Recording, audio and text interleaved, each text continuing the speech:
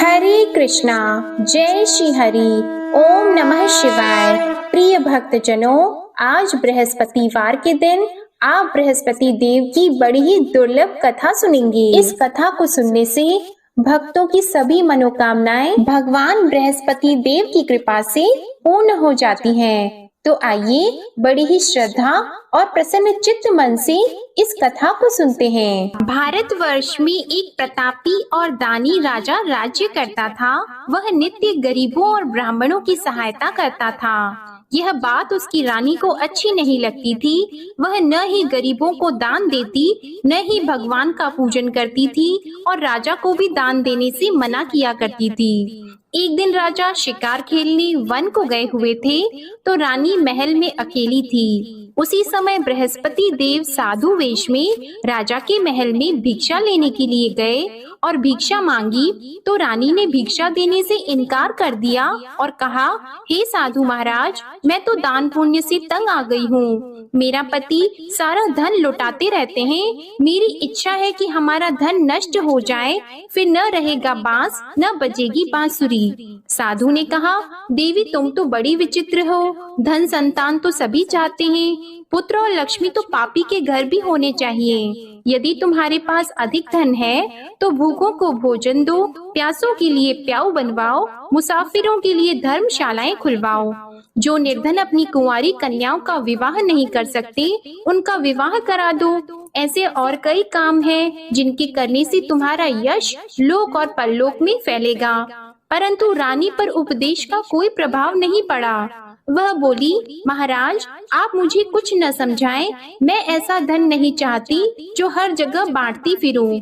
साधु ने उत्तर दिया, यदि तुम्हारी ऐसी इच्छा है तो तथास्तु। तुम ऐसा करना कि बृहस्पतिवार को घर लीपकर पीली मिट्टी से अपना सिर धोकर स्नान करना, भट्टी चढ़ाकर कपड़े धोना। ऐसा करने से आपका सारा धन नष्ट हो जाएगा। इतना कहकर वह साधु महाराज वहाँ से आलोप हो गए और साधु के अनुसार कही बातों को पूरा करते हुए रानी को केवल 3 बृहस्पतिवार ही बीते थे कि उसकी समस्त धन संपत्ति नष्ट हो गई। भोजन के लिए राजा का परिवार तरसने लगा। तब एक दिन राजा ने रानी से बोला कि हे रानी, तुम यहीं रहो, मैं दूसरे देश को जाता हूँ, क्योंकि यहाँ पर सभी लोग मुझे जानते हैं, इसलिए मैं कोई छोटा कार्य नहीं कर सकता। ऐसा कहकर राजा परदेश चला गया। वहाँ वह जंगल से लकड़ी काट कर लाता और शहर में बेचता था। इस तरह वह अपना जीवन व्यतीत करने लगा। इधर राजा के परदेश जाते ही रानी और दासी दुखी रहने लगी। एक बार जब रानी और दासी को 7 दिन तक बिना भोजन के रहना पड़ा, तो रानी ने अपनी दासी से कहा, हे दासी, पास ही के नगर में मेरी बहन रहती है, वह बड़ी धनवान है। तू उसके पास जा और कुछ लेकर आ, ताकि थोड़ा बहुत गुजार बसर हो सके। रानी दासी की बहन के पास गई। उस दिन गुरुवार था और रानी की बहन उस समय बृहस्पतिवार व्रत की कथा सुन रही थी। दासी ने रानी की बहन को अपनी रानी का संदेश दिया, लेकिन रानी की बड़ी बहन ने कोई उत्तर नहीं दिया। जब दासी को रानी की बहन से कोई उत्तर नहीं मिला, तो वह बहुत दुखी हुई और उसे क्रोध भी आया। दासी ने वापस आकर रानी को सारी बात बता दी। सुनकर रानी ने अपने भाग्य को कोसा। उधर रानी की बहन ने सोचा कि मेरी बहन की दासी आई थी, परंतु मैं उससे नहीं बोली, इससे वह बहुत दुखी हुई होगी। कथा सुनकर और पूजन समाप्त करके वह अपनी बहन के घर आई और कहने लगी, हे बहन, मैं बृहस्पतिवार का व्रत कर रही थी। तुम्हारी दासी मेरे घर आई थी, परंतु जब तक कथा होती है तब तक न तो उठते हैं और न ही बोलते हैं, इसलिए मैं नहीं बोली। कहो दासी क्यों गई थी? रानी बोली, बहन तुमसे क्या छिपाऊं, हमारे घर में खाने तक को अनाज नहीं था। ऐसा कहते कहते रानी की आंखें भर आई। उसने दासी समेत पिछले 7 दिनों से भूखे रहने तक की बात अपनी बहन को विस्तार पूर्वक सुना दी। रानी की बहन बोली, देखो बहन, भगवान बृहस्पति सबकी मनोकामना को पूर्ण करते हैं। देखो शायद तुम्हारे घर में अनाज रखा हो। पहले तो रानी को विश्वास नहीं हुआ, पर बहन के आग्रह करने पर उसने अपनी दासी को अंदर भेजा तो उसे सचमुच अनाज से भरा एक घड़ा मिल गया। यह देखकर दासी को बड़ी हैरानी हुई। दासी रानी से कहने लगी, हे रानी, जब हमको भोजन नहीं मिलता तो हम व्रत ही तो करते हैं, इसलिए क्यों न इनसे व्रत और कथा की विधि पूछ ली जाए ताकि हम भी व्रत कर सकें। तब रानी ने अपनी बहन से बृहस्पतिवार व्रत के बारे में पूछा। उसकी बहन ने बताया, बृहस्पतिवार के व्रत में चने की दाल और मुनक्का से विष्णु भगवान का केले की जड़ में पूजन करें तथा दीपक जलाएं, व्रत कथा सुने और पीला भोजन ही करें। इससे बृहस्पति देव प्रसन्न होते हैं। और व्रत और पूजन विधि बताकर रानी की बहन अपने घर को लौट गई। 7 दिन के बाद जब गुरुवार आया तो रानी और दासी ने व्रत रखा। घुड़साल में जाकर चना और गुड़ लेकर आई, फिर उससे केले की जड़ तथा विष्णु भगवान का पूजन किया। अब पीला भोजन कहाँ से आए, इस बात को लेकर दोनों बहुत दुखी थी। क्योंकि उन्होंने व्रत रखा था, इसलिए बृहस्पति देव उनसे प्रसन्न थे। इसलिए वे एक साधारण व्यक्ति का रूप धारण करके 2 थालों में सुंदर पीला भोजन दासी को दे गए। भोजन पाकर दासी बहुत प्रसन्न हुई और फिर रानी के साथ मिलकर भोजन ग्रहण किया। उसके बाद वे सभी गुरुवार को व्रत और पूजन करने लगी। बृहस्पति भगवान की कृपा से उनके पास फिर से धन संपत्ति आ गई, परंतु रानी फिर से पहले की तरह आलस्य करने लगी। तब दासी बोली, देखो रानी, तुम पहले भी इस प्रकार आलस्य करती थी, तुम्हें धन रखने में कष्ट होता था, इस कारण सभी धन नष्ट हो गया, और अब जब भगवान बृहस्पति की कृपा से धन मिला है तो तुम्हें फिर से आलस्य होता है। रानी को समझाते हुए दासी कहती है कि बड़ी मुसीबतों के बाद हमने यह धन पाया है, इसलिए हमें दान पुण्य करना चाहिए, भूखे मनुष्यों को भोजन कराना चाहिए और धन को शुभ कार्यों में खर्च करना चाहिए, जिससे तुम्हारे कुल का यश बढ़ेगा, स्वर्ग की प्राप्ति होगी और पितृ प्रसन्न होंगे।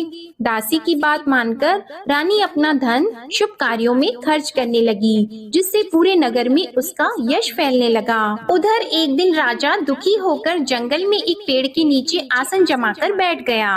वह अपनी दशा को याद करके व्याकुल होने लगा। बृहस्पतिवार का दिन था। एकाएक उसने देखा कि निर्जन वन में एक साधु प्रकट हुए। वह साधु वेश में स्वयं बृहस्पति देवता थे। लकड़हारे के सामने आकर बोले, हे लकड़हारे, इस सुनसान जंगल में तू इतना चिंता मग्न क्यों बैठा है? लकड़हारे ने दोनों हाथ जोड़कर प्रणाम किया और उत्तर दिया, महात्मा जी, आप सब कुछ जानते हैं, मैं क्या कहूँ। यह कहकर रोने लगा और साधु को अपनी आत्म कथा सुनाई। महात्मा जी ने कहा, तुम्हारी स्त्री ने बृहस्पतिवार के दिन बृहस्पति भगवान का निरादर किया है, जिसके कारण रुष्ट होकर उन्होंने तुम्हारी यह दशा कर दी। अब तुम चिंता को दूर करके मेरे कहने पर चलो तो तुम्हारे सब कष्ट दूर हो जाएंगे और भगवान पहले से भी अधिक संपत्ति देंगे। तुम बृहस्पति के दिन कथा किया करो, 2 पैसे के चने मुनक्का लाकर उसका प्रसाद बनाओ और शुद्ध जल से लोटे में शक्कर मिलाकर अमृत तैयार करो।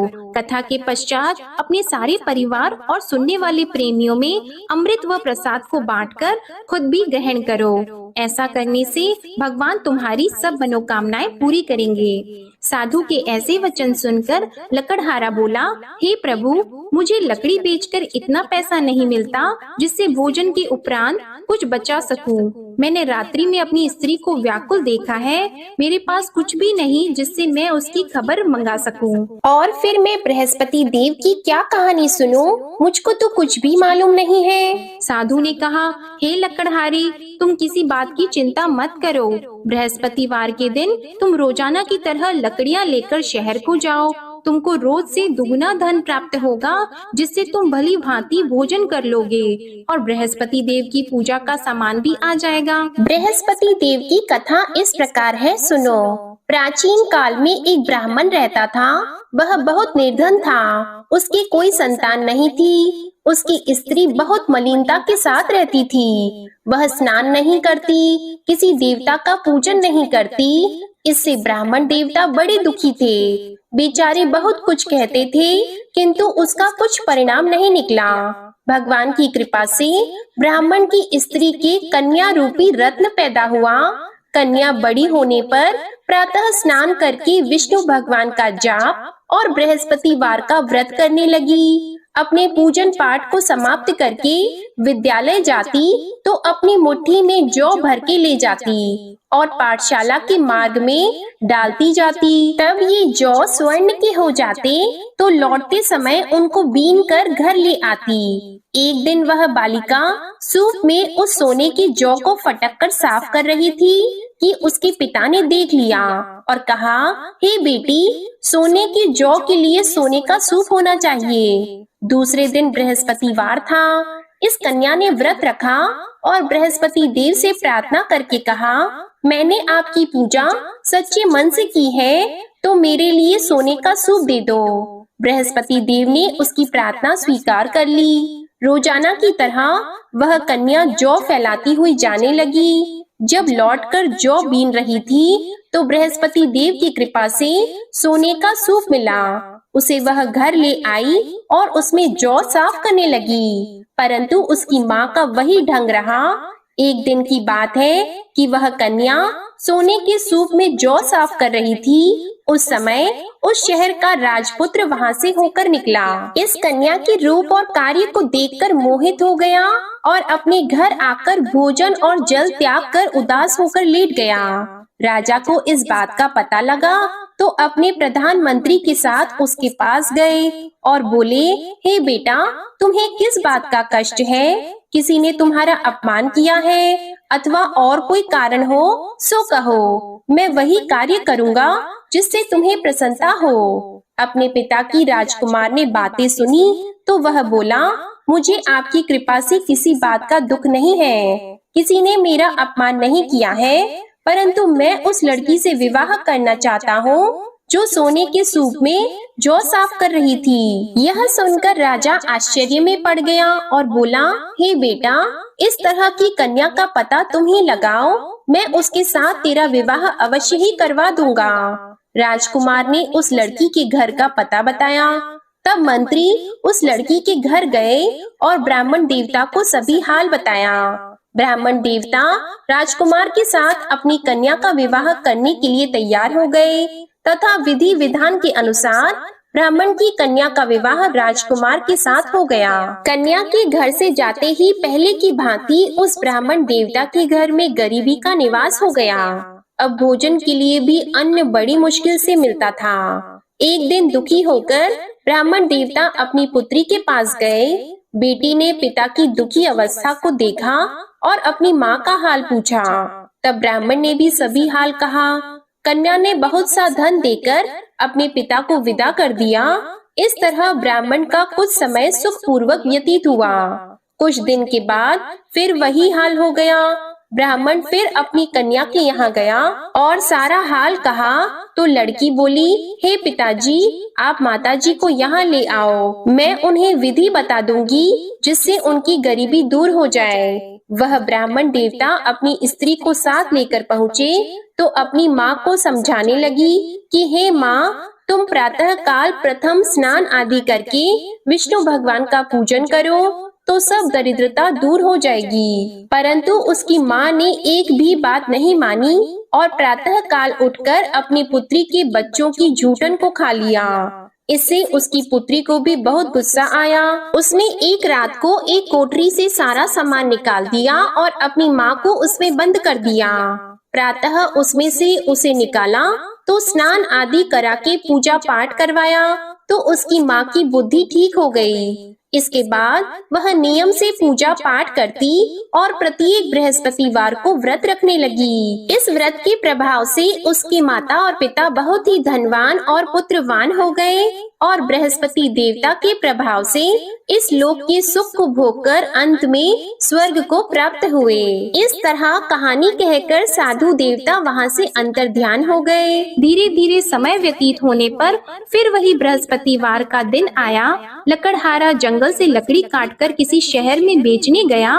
उसे उस दिन और दिन से अधिक पैसा मिला। राजा ने चना गुड़ आदि लाकर गुरुवार का व्रत किया। उस दिन से उसके सभी क्लेश दूर हो गए। परंतु जब दोबारा गुरुवार का दिन आया तो बृहस्पतिवार का व्रत करना भूल गया। इस कारण बृहस्पति भगवान नाराज हो गए। उस दिन उस नगर के राजा ने विशाल यज्ञ का आयोजन किया था तथा शहर में ये घोषणा करा दी कि कोई भी मनुष्य अपने घर में भोजन न बनवाए, न आग जलाए। समस्त जनता मेरे यहाँ भोजन करने आए। इस आज्ञा को जो न मानेगा उसे फांसी की सजा दी जाएगी। इस तरह की घोषणा संपूर्ण नगर में करवा दी गई। राजा की आज्ञा के अनुसार शहर के सभी लोग भोजन करने गए, लेकिन लकड़हारा कुछ देर से पहुंचा, इसलिए राजा उसको अपने साथ घर लेके गए और ले जाकर भोजन करा रहे थे तो रानी की दृष्टि उस खूंटी पर पड़ी जिस पर उसका हार लटका हुआ था। वह वहाँ पर दिखाई नहीं दिया। रानी ने निश्चय किया कि मेरा हार इस मनुष्य ने चुरा लिया है। उसी समय सिपाहियों को बुलाकर उसको कारागार में डलवा दिया। जब लकड़हारा कारागार में पड़ गया और बहुत दुखी होकर विचार करने लगा कि न जाने कौन से पूर्व जन्म के कर्म से मुझे यह दुख प्राप्त हुआ है, और उसी साधु को याद करने लगा जो कि जंगल में मिला था।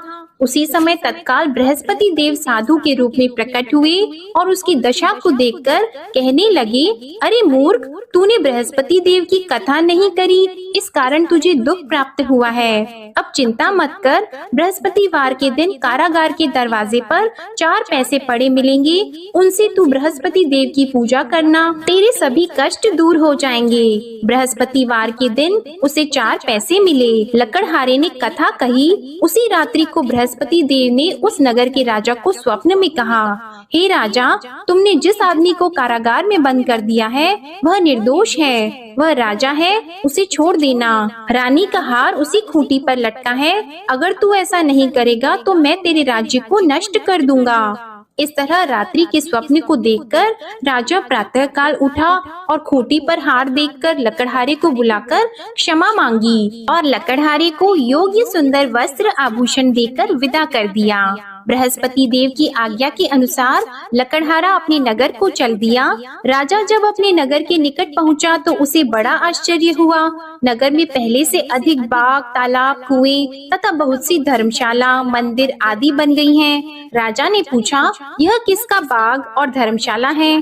तब नगर के सब लोग कहने लगे, यह सब रानी और बंदी के हैं। तो राजा को आश्चर्य हुआ और गुस्सा भी आया। जब रानी ने यह खबर सुनी कि राजा आ रहे हैं तो उन्होंने दासी से कहा, हे दासी, देख राजा हमको कितनी बुरी हालत में छोड़ गए थे, हमारी ऐसी हालत देखकर वह लौट न जाएं, इसलिए तू दरवाजे पर खड़ी हो जा। आज्ञा के अनुसार दासी दरवाजे पर खड़ी हो गई। राजा आए तो उन्हें अपने साथ लेकर आई। तब राजा ने क्रोध करके अपनी रानी से पूछा कि यह धन तुम्हें कैसे प्राप्त हुआ है? तब उन्होंने कहा, हमें यह सब धन बृहस्पति देव के इस व्रत के प्रभाव से प्राप्त हुआ है। राजा ने निश्चय किया कि 7 रोज बाद तो सभी बृहस्पति देव का पूजन करते हैं, परंतु मैं प्रतिदिन दिन में 3 बार कहानी और रोज व्रत किया करूंगा। अब हर समय राजा के दुपट्टे में चने की दाल बंधी रहती और दिन में 3 बार कहानी कहते। एक रोज राजा ने विचार किया कि चलो अपनी बहन के यहाँ हो आवे। इस तरह निश्चय करके राजा घोड़े पर सवार होकर अपनी बहन के यहाँ को चलने लगा। मार्ग में उसने देखा कि कुछ आदमी मुर्दे को लिए जा रहे हैं। उन्हें रोककर राजा कहने लगा, अरे भाइयों, मेरी बृहस्पति देव की कथा सुन लो। वे बोले, लो हमारा तो आदमी मर गया है, इसको अपनी कथा की पड़ी है। परंतु कुछ आदमी बोले, अच्छा कहो, हम तुम्हारी कथा भी सुनेंगे।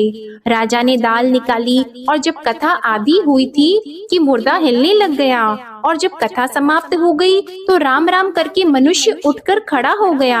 आगे मार्ग में उसे एक किसान खेत में हल चलाता मिला तो राजा ने उसे देखकर बोला, अरे भैया, तुम मेरी बृहस्पतिवार की कथा सुन लो। किसान बोला, जब तक मैं तेरी कथा सुनूंगा तब तक 4 हरैया जोत लूंगा, जा अपनी कथा किसी और को सुनाना। इस तरह राजा आगे चलने लगा। राजा के हटते ही बैल पछाड़ खाकर गिर गए और किसान के पेट में बड़ी जोर का दर्द होने लगा। उस समय उसकी माँ रोटी लेकर आई और उसने जब यह देखा तो अपने पुत्र से सब हाल पूछा और बेटे ने सभी हाल कह दिया। तो बुढ़िया दौड़ी दौड़ी उस घुड़सवार के पास गई और उससे बोली कि मैं तेरी कथा सुनूंगी, तू अपनी कथा मेरे खेत पर चलकर ही कहना। राजा ने बुढ़िया के खेत पर जाकर कथा कही, जिसके सुनते ही वह बैल उठकर खड़े हुए तथा किसान के पेट का दर्द भी बंद हो गया। राजा अपनी बहन के घर पहुंचा। बहन ने भाई की खूब मेहमानी की। दूसरे रोज प्रातः काल राजा जगा तो वह देखने लगा कि सब लोग भोजन कर रहे हैं। राजा ने अपनी बहन से कहा, ऐसा कोई मनुष्य है जिसने भोजन नहीं किया हो? मेरे बृहस्पतिवार की कथा सुन ले। बहन बोली, हे भैया, यह देश ऐसा है कि पहले यहाँ लोग भोजन करते हैं, बाद में अन्य काम करते हैं। अगर कोई पड़ोस में हो तो देख आऊं। वह ऐसा कहकर देखने चली गई, परंतु उसे कोई ऐसा व्यक्ति नहीं मिला जिसने भोजन न किया हो। अतः वह एक कुम्हार के घर गई, जिसका लड़का बीमार था। उसे मालूम हुआ कि उनके यहाँ 3 रोज से किसी ने भोजन नहीं किया है। रानी ने अपने भाई की कथा सुनने के लिए कुम्हार से कहा। वह तैयार हो गया। राजा ने जाकर बृहस्पतिवार की कथा कही, जिसको सुनकर उसका लड़का ठीक हो गया। अब तो राजा की प्रशंसा होने लगी। एक रोज राजा ने अपनी बहन से कहा कि हे बहन, हम अपने घर को जाएंगे, तुम भी तैयार हो जाओ। राजा की बहन ने अपनी सास से कहा तो सास ने कहा, हाँ चली जा, परंतु अपने लड़कों को मत ले जाना, क्योंकि तेरे भाई की कोई औलाद नहीं है। बहन ने अपने भैया से कहा, हे भैया, मैं तो चलूंगी पर कोई बालक नहीं चलेगा। तो राजा बोला, जब कोई बालक नहीं चलेगा तब तुम ही क्या करोगी? बड़े दुखी मन से राजा अपने नगर को लौट आया। राजा ने अपनी रानी से कहा, हम निर्वंशी हैं, हमारा मुंह देखने का धर्म नहीं है और कुछ भोजन आदि नहीं किया है। रानी बोली, हे प्रभु, बृहस्पति देव ने हमें सब कुछ दिया है, वह हमें औलाद अवश्य देंगे। उसी रात को बृहस्पति देव ने राजा से स्वप्न में कहा, हे राजा उठो, सभी सोच त्याग दो, तेरी रानी गर्भ से है। राजा को यह बात सुनकर बड़ी खुशी हुई। 9वें महीने में उसके गर्भ से एक सुंदर पुत्र पैदा हुआ। तब राजा बोला, हे रानी, स्त्री बिना भोजन के रह सकती है, पर बिना कहे नहीं रह सकती। जब मेरी बहन आएगी तुम उससे कुछ मत कहना। रानी ने सुनकर हाँ कर दिया। जब राजा की बहन ने यह शुभ समाचार सुना तो वह बहुत खुश हुई और बधाई लेकर अपने भाई के यहाँ आई। तभी रानी ने कहा, घोड़ा चढ़कर तो नहीं आई है, गधा चढ़कर आई है। राजा की बहन बोली, भाभी, मैं इस प्रकार न कहती तो तुम्हें औलाद कैसे मिलती? बृहस्पति देव ऐसे ही हैं, जैसी जिसके मन में कामनाएं हैं सभी को पूर्ण करते हैं। जो सद्भावना पूर्वक बृहस्पतिवार का व्रत करता है एवं कथा पढ़ता है अथवा सुनता है, दूसरों को सुनाता है, बृहस्पति देव उनकी सभी मनोकामनाएं पूर्ण करते हैं। बृहस्पति देव उनकी सदैव रक्षा करते हैं। जो संसार में सद्भावना और सच्चे हृदय से बृहस्पति देव का पूजन करते हैं, उनकी सभी मनोकामनाएं उसी प्रकार पूर्ण होती हैं, जैसे राजा और रानी ने बृहस्पति देव की कथा का गुणगान किया। उनकी सभी इच्छाएं बृहस्पति देव ने पूर्ण की। मनुष्य को हृदय से उनका मनन करते हुए जयकारा करना चाहिए। तो प्रेम से बोलिए, बृहस्पति देव की जय, विष्णु भगवान की जय, समस्त देवी देवताओं की जय। अब आप भगवान बृहस्पति देव की आरती श्रवण कीजिए। ओम जय बृहस्पति देवा, ओम जय बृहस्पति देवा, छिन्न छिन्न भोग लगाओ, कदली फल मेवा। ओम जय बृहस्पति देवा, तुम पूर्ण परमात्मा, तुम अंतर्यामी, जगत पिता जगदीश्वर, तुम सबके स्वामी। ओम जय बृहस्पति देवा, चरणामृत निज निर्मल, सब पातक हरता, सकल मनोरथ दायक, कृपा करो भरता। ओम जय बृहस्पति देवा, तन मन धन अर्पण कर, जो जन शरण पड़े, प्रभु प्रकट तब होकर, आकर द्वार खड़े। ओम जय बृहस्पति देवा, दीन दयाल दयानिधि, भक्तन हितकारी, पाप दोष सब हरता, भव बंधन हारी। ओम जय बृहस्पति देवा, सकल मनोरथ दायक सब संशय तारो, विषय विकार मिटाओ संतन सुखकारी। ओम जय बृहस्पति देवा, जो कोई आरती तेरी प्रेम सहित गावे, ज्येष्ठानंद बंद सो निश्चय ही पावे।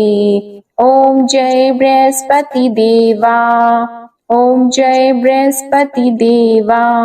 प्रेम से बोलिए भगवान बृहस्पति देव की जय। बोलिए भगवान श्री लक्ष्मी नारायण जी की जय। आपको आज की कथा पसंद आए, आरती पसंद आए तो वीडियो को लाइक कीजिएगा, शेयर कीजिएगा, कमेंट में भगवान बृहस्पति देव जी की जय लिखिएगा और चैनल को भी सब्सक्राइब करिएगा। इसी के साथ आज आप हमारे चैनल पर देवशयनी एकादशी व्रत के पारण की कथा भी जरूर सुनिएगा। प्रेम से बोलिए श्री बृहस्पति देव की जय।